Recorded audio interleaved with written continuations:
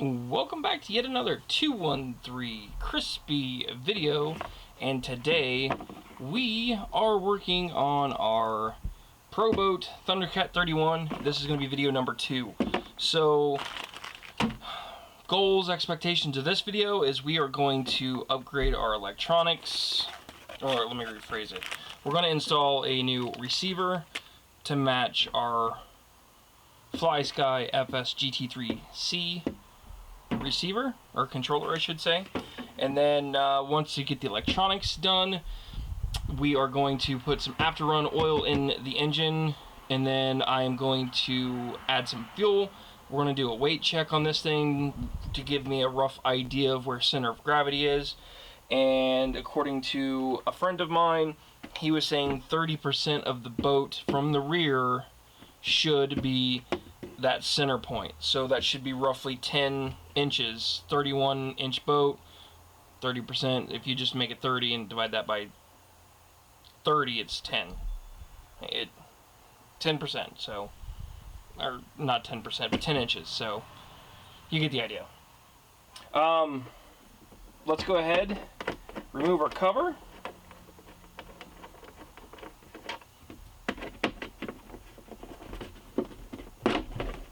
And first things first, we need an Allen wrench to fit our water cavity, and I don't know what size it is, so I'm gonna go with metric.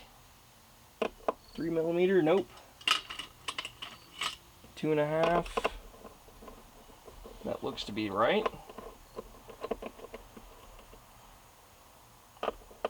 Now you should have a metal tray. You know what? Hold on.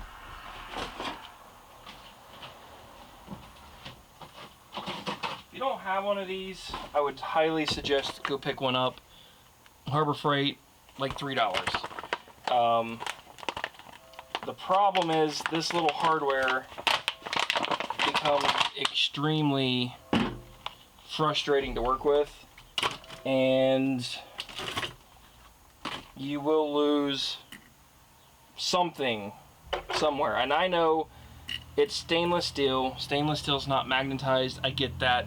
Just the bowl itself holds the stuff from getting lost. That's what I was referring to. Just pay attention, because doing the Budweiser, and I forgot because I haven't been in the RC world in a long time, but working in the remote controlled world, especially like cars and stuff, a lot of this stuff is so freaking tiny, you lose this stuff extremely easy. So all of these feel loose.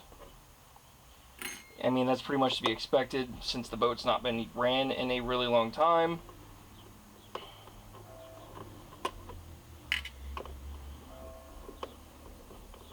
So we gotta also replace the batteries inside of here, and replace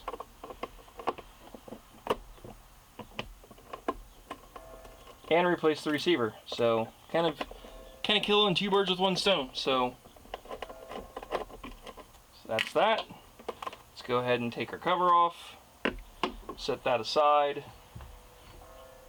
So we've got power, throttle, steering. So in theory it should be the same way for the new one. So in this case, power is going to be up top. No, this one's a little different. So we'll figure that one out. So I believe, if I remember right, throttle is channel 2. So let's go ahead.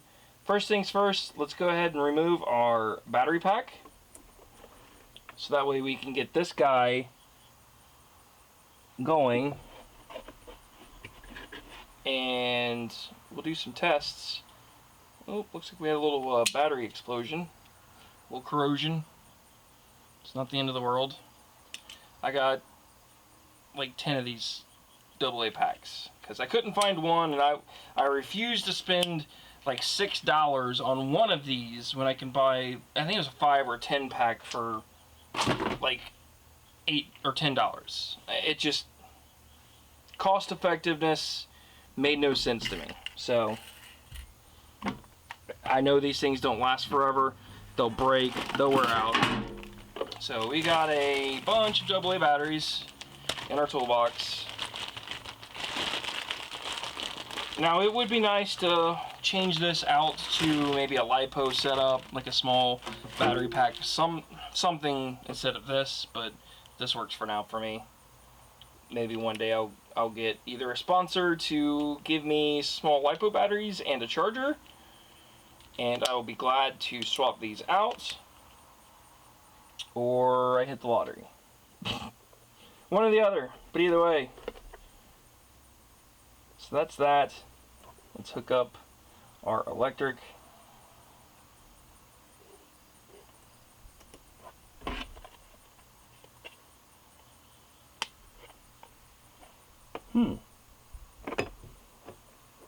So let's go ahead, remove that.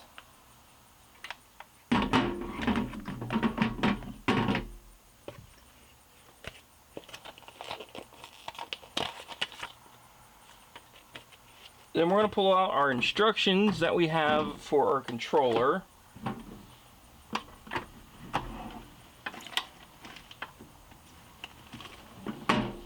And we're going to find our binding instructions, which is right here.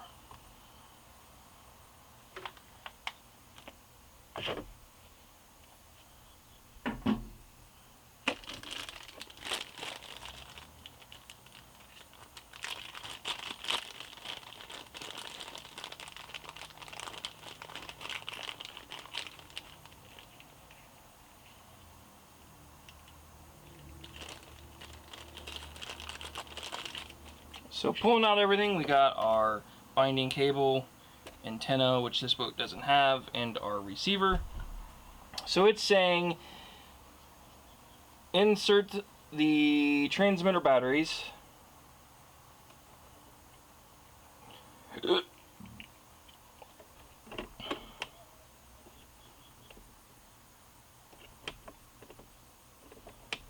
which is not working. So okay, let me work with this off camera real quick, and then I'm going to move you guys a little closer so you can see what's going on. So bear with me, I'll be right back, guys.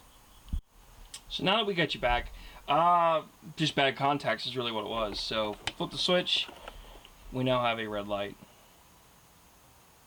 on our receiver. So instructions states to insert the batteries, connect the binding cable to channel 3, or also the bind, which is the top one.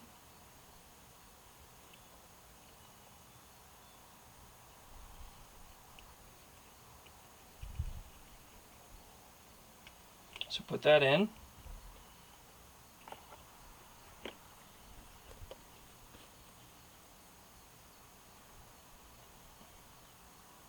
So when you connect the power, it says it should be flashing to indicate that the receiver has entered binding mode.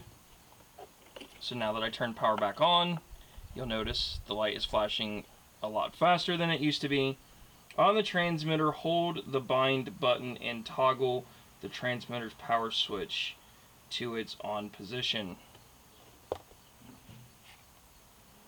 So the bind button is right there. Kind of hard to see. I know it's not focused, but it is right there.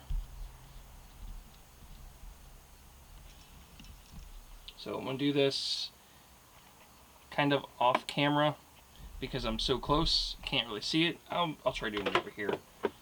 So it says hold the bind button and toggle the power. So holding bind, power.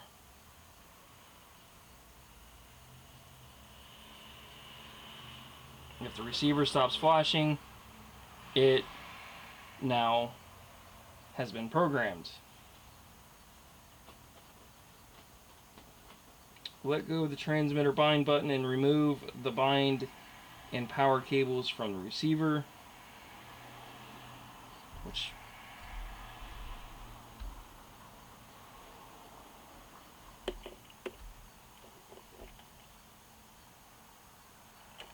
So we'll go ahead and do power off. Turn that, take the bind off, reconnect the power, and test to make sure that everything is functioning. If not, repeat the steps. Problem is I think I just accidentally programmed this in the incorrect channel on my receiver. I think I accidentally unprogrammed the Miss Budweiser. It's not good. So this was channel, which one was this?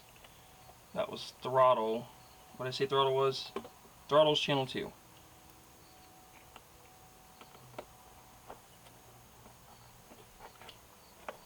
And then steering will be channel 1. So that's that. Switch on. Let's change. I want to change this. So I want to change this from channel 1 to channel 2. Or model number, I should say. So select. We're going to go to 1. Off. Back on.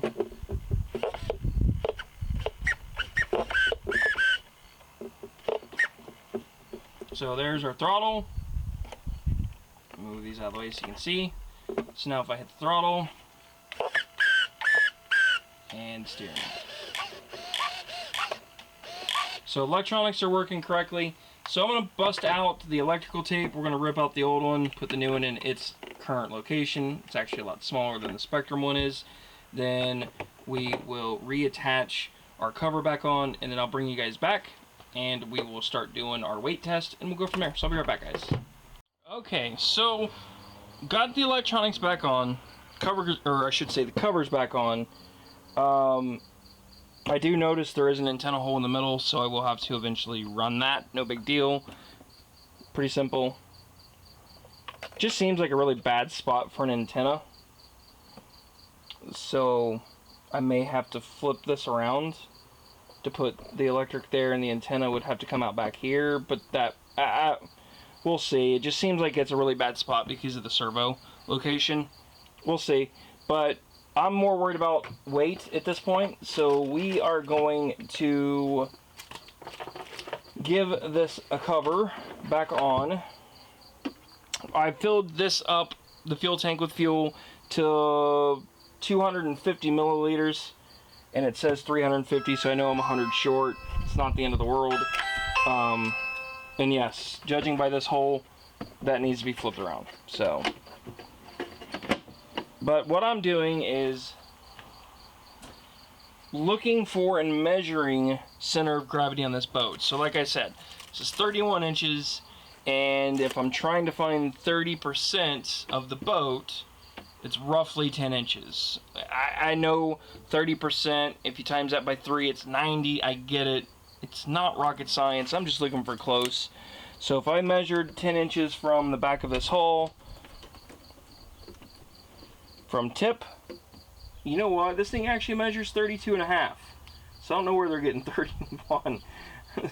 Oh, whatever. And I'm just doing the hull, not the electrical, so, or not the stainless steel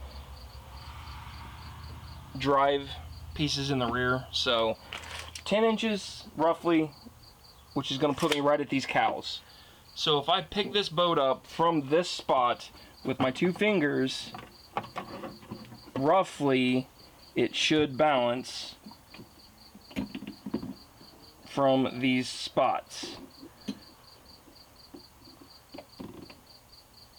And right now something is fighting me like crazy and I don't know what it is. So let's move the stand. So I'm going to move right here. So that's nose heavy. So let's move a little bit farther forward.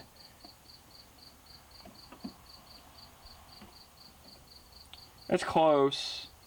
I mean, I can get it to balance. Yeah, for a little bit. So it's close to 30%. Close enough for me. So it's right near that 10-inch mark from the rear. I've been doing some research, and a lot of people are moving their gas tank on this model to the back, but I don't see a whole lot of room for that. Maybe back here is where they're putting it, and they're trying to move the weight, I think, from this farther back to try to get a little bit more speed out of it. I think I'm going to leave it like this for now, but the next step is we are going to do a water test and float test and a start, like a cold start, all in the same concept, like same video. So what we've got is ourselves a garden hose adapter that will plug into the water hose on the input, and we're going to run the garden hose through this to make sure that this thing's watertight, everything's kosher with that. And then while we're at it, we're going to throw this thing in the kiddie pool to make sure it floats and doesn't leak. And then while it's in the kiddie pool, I might attempt to try to start this sucker. You know what? It's because I can. That's why. I don't know if I'm going to do it on there or not, but because I have it off and we're here,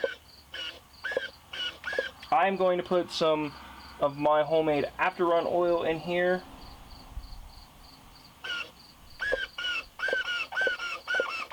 That boat's a little on the stiff side. No big deal. But let's go ahead and grab our electric start out, and I want to give this thing a turn without spark, no fuel basically in it.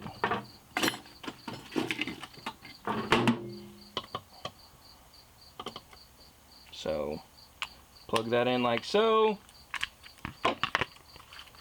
put it in.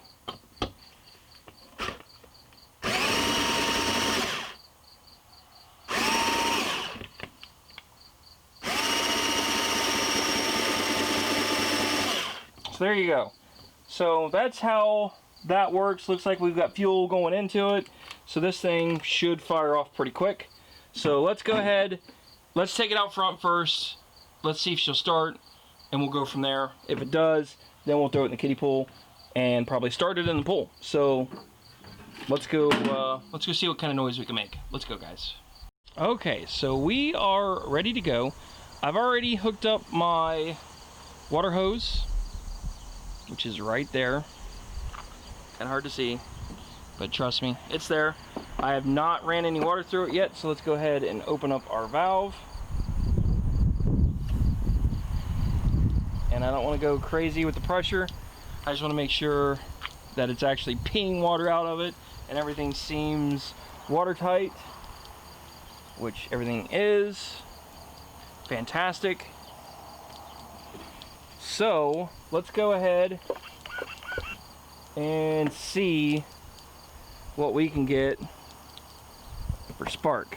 And I have not changed glow plugs or nothing, have done anything to it.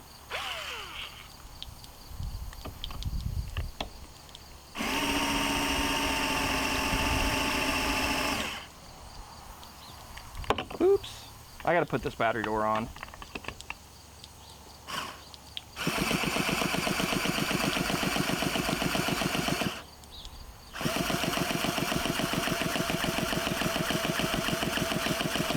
Well, this battery ain't gonna last.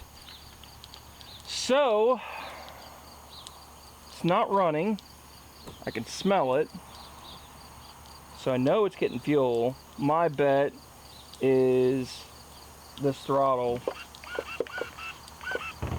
This throttle's probably not in the best of spots because it looks pretty closed up. So let's see if we can't get that opened up a little bit.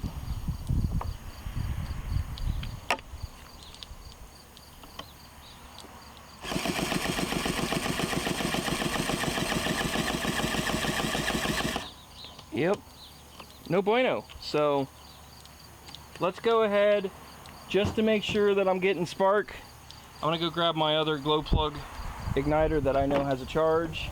I'll be right back, guys. So we're gonna try round two. Got my glow plug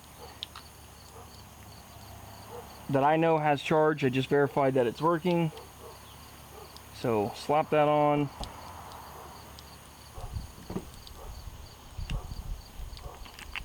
This doggone thing is going to drive me nuts.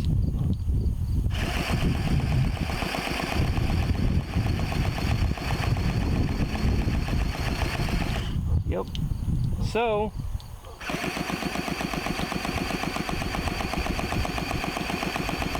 let me go grab some tools and we're gonna try this again. I'm gonna pull this glow plug out, see what it looks like, make sure we're getting fuel and make sure we're getting glow. Other than that, we'll be right back, guys. Well, I'm gonna give you guys an update. I think I've got a carburetor issue, so I'm gonna take that apart, let it soak. But it's been running for, not the boat, but the water's been running now for, I don't know, 10 minutes. I got it to lick off once, but that was me putting some fuel directly in the carburetor. And yeah, now the battery's dead on my remote, my electric start. That's the problem with these stupid old NiCad batteries, is they don't hold the charge like a lot of modern devices do when it comes to batteries. So you're limited, and not to mention this thing's probably 7, 8, 9, 10 years old. So it's got enough to turn this over, but it doesn't really have enough oomph to start the boat. I'll show you what I mean.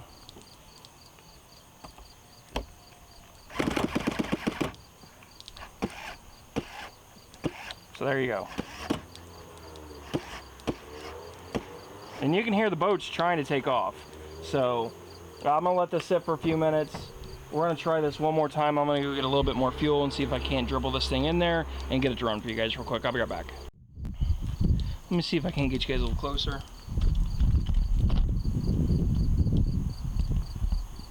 So what we're doing is taking a little bit of fuel. Don't take a whole lot. That's way too much. But you get the concept. And give her a start. So there you go. So like I said, it does run.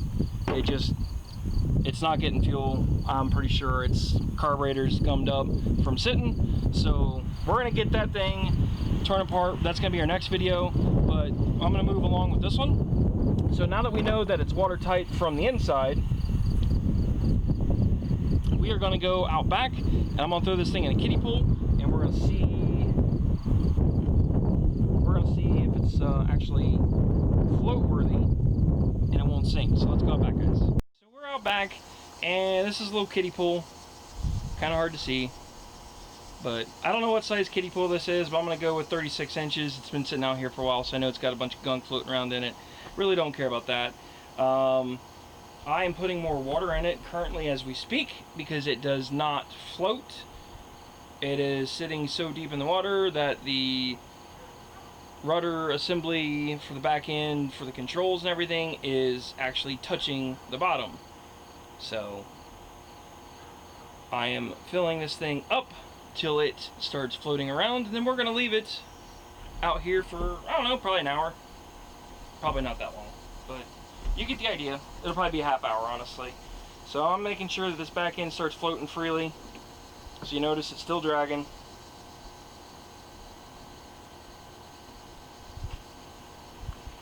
So once I get this floating, I'll bring you guys back. So there you go. You see, it's pivoting, it's rotating. So that tells me the back end's afloat, which is what I want.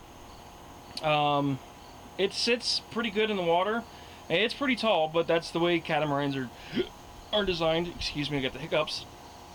But we're gonna let this sit, and I'm just gonna let it float for a little bit. So with that, we're gonna wrap this video up, and then on the next video, when I tear apart that carburetor and get it cleaned up, then I will give you an update on how the float test goes.